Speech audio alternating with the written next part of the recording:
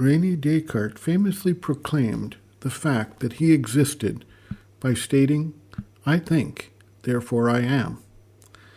In today's world, however, that method of proving existence is under pressure as we grapple with more subtle possible answers to how we exist, why we exist, and what this entire existence means, if anything.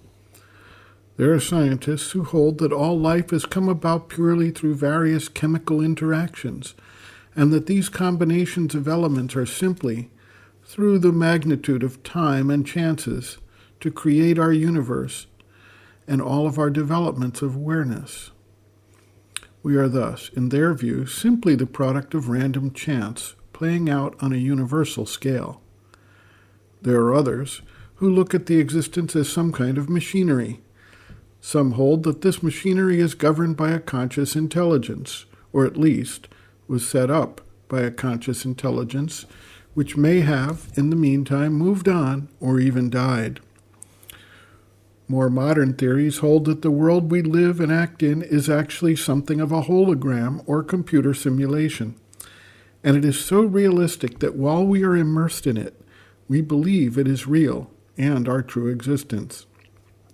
In this instance, we may be active players who have an existence outside the simulation, or else we may be purely figments of the imagination of whoever the creator and player in this simulation happens to be.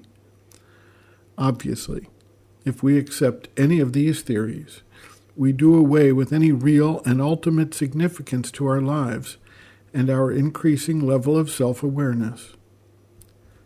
And yet, there is another side to this debate about the nature and meaning of existence, founded in the very fact of our self-awareness and increases of consciousness which we experience, as well as in the numerous deep and moving experiences that countless individuals have had that become self-evident truths of their existence and of the existence of an overarching consciousness which creates, directs, guides, and supports the manifestation within which we exist. Those who hold this view of reality fall essentially into two camps. The first group looks at the universe as the creation of a creator, a God, who is omniscient, omnipotent, infinite, and eternal. These people tend to treat God as some being external to the universe, but who manages and cares for it.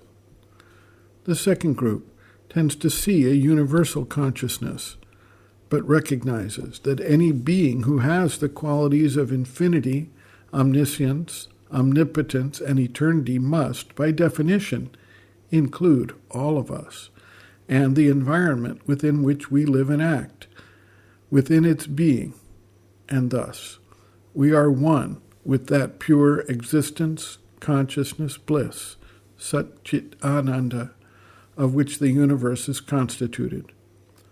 All the names and forms are part and parcel of that aware, self-conscious, and all-conscious being, and the separations between beings and forms are for the purpose of the manifestation, but nevertheless remain one in their essence and inherent consciousness.